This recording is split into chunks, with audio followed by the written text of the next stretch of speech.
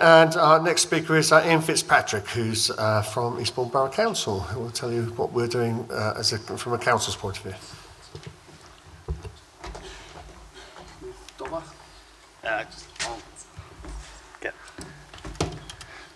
Morning, everyone.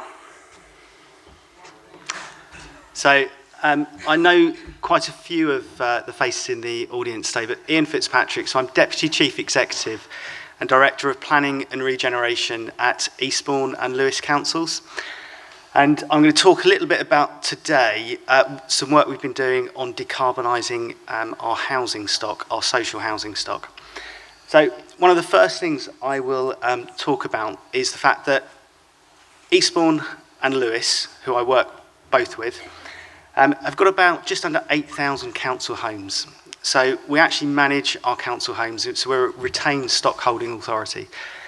And across the East and West Sussex and Brighton and Hove, there's 7 other councils that have stock retained, so they have their own council homes. So that hasn't gone off to housing associations or any of those.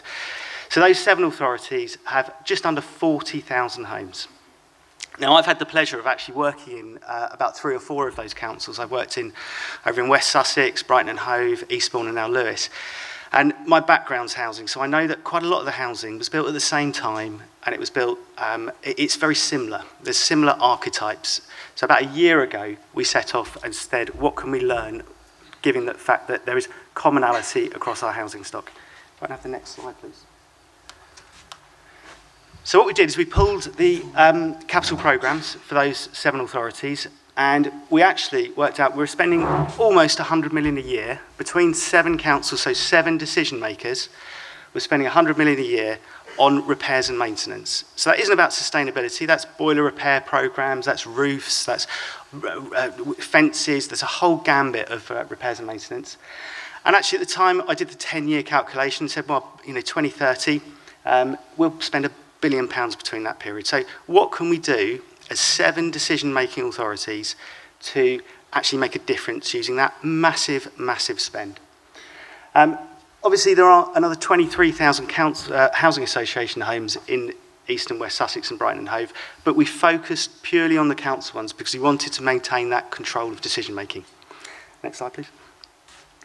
So what we did is we actually got a group of experts and we approached, and Eastbourne and Lewes led this piece of work, we approached Brighton University and we said, how can we wrap the academics around our asset management teams? So, we know what we know, our asset teams know what they do, but can we apply some academia and research? And we, through Brighton University, we gathered all of these experts, and some of you will recognise some of the names, as being some of the leading lights in this world at the moment. So we picked on Elementa, Parity, Vor, Absola, Clear Futures, Gleeds, and we got them to say, right, look at our stock, what can you do? What could we do collectively differently? Thanks. And we looked at things like, what are the things interventions we could do? So minimum, so lighting, LED lighting, window replacement, doors. If we went a little bit further, what could we do in terms of solar PV, heat retention, insulation, those sorts of things, and then the deep elements as well. So we looked at all of those and we analysed our stock, and actually we proved the concept that there was commonality and around about 8 to 10 different archetypes that are very similar. So we applied those interventions under the gaze of those experts to say what happens around cost, how much does these things cost, but equally, what do they do to tenant bills, fuel bills? What do they do to lifetime carbon?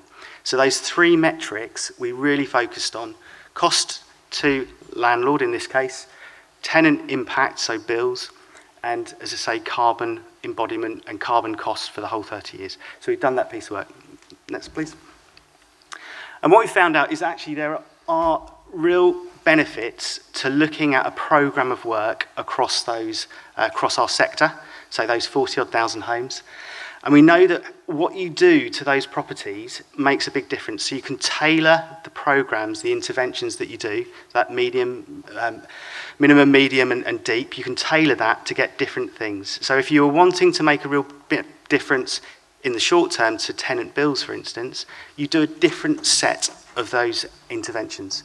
If you want to look at carbon reduction, you do a different set. But equally, each of those different sets has a different cost and a different output. But we're now able to look at those interventions across our stock and scale up and look at how that would make a difference and give policymakers the chance to actually understand some of the decisions and investments they make and how that can have different outcomes. Next, please. A picture of me about 10 years ago here, when we first started Eastbourne's solar PV programme.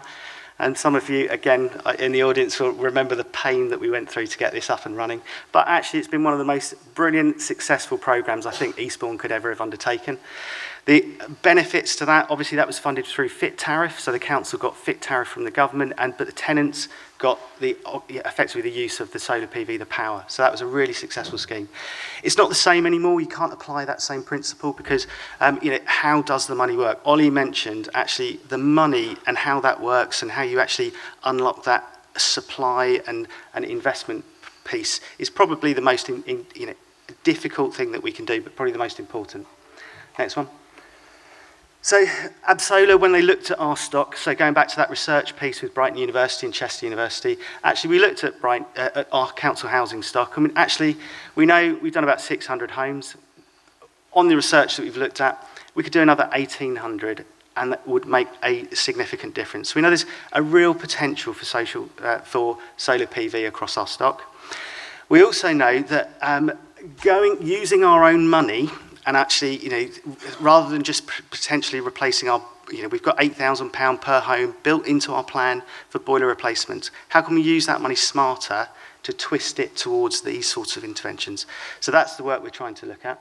And we're also talking to government and BEIS and sharing this because we think that, there's a brutal pragmatism here. We can't just ask for money from government. We've got to be able to say we'll use our money, that 100 million that I talked about, smarter. We'll use it in a way that we know the outcomes before we even start because we've done the research, we know what our stock looks like. And then we're looking at potentially giving government the opportunity to invest a little bit extra to get different outcomes. So this is all about looking at the programme and looking at how we can work that. The other big thing on this is that social housing, I think, can act as a catalyst for the private sector. I go back to that 7 councils controlling that big spend. Actually, if we can provide certainty to businesses that there will be a longer-term programme, so not a year's programme, but perhaps a 3 to 5 year programme, and we can give certainty to those businesses that are involved in potentially gearing up to these sorts of challenges, that will give them the certainty to invest and actually invest in their kit, in their training, in skills. And that could give Eastbourne and Lewes particularly an advantage for the future. So it's an economic benefit as well to this. So next slide, please.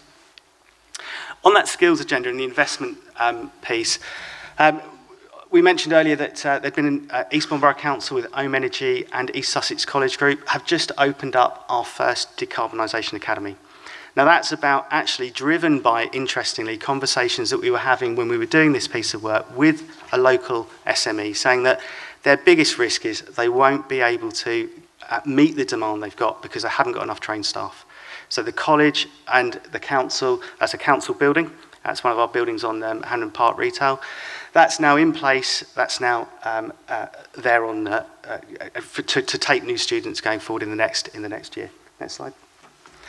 Inside that unit, we've got a mock-up property, and I see the pain on some of the Ohm guys there and the college. This is really hard one. This is really difficult to put together, and it's lots of people are talking about this stuff but not doing it. But we've actually got this now, a mock-up property. It's got solar PV on the roof. It's got the right type of kit within there, so students can actually learn and practice alongside the engineers that are actively working in the sector at the moment, and alongside the college tutors. So that's a really different council, college, private sector initiative. Next slide, please. So really my big ask of anyone that will listen really is that I think the councils spend a lot of money. We are able to put together programmes because there are 7 clients in East Sussex, for instance, and West Sussex, whereas the private sector's got 1 million different buyers. We can actually look at reducing cost of living. we can act as a catalyst for new jobs. We can look at that improvement of health, because you put cheap heat into properties, that helps remove that scientific condensation mould issue.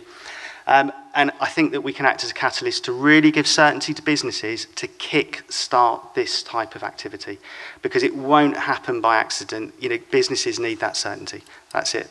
Thank you very much.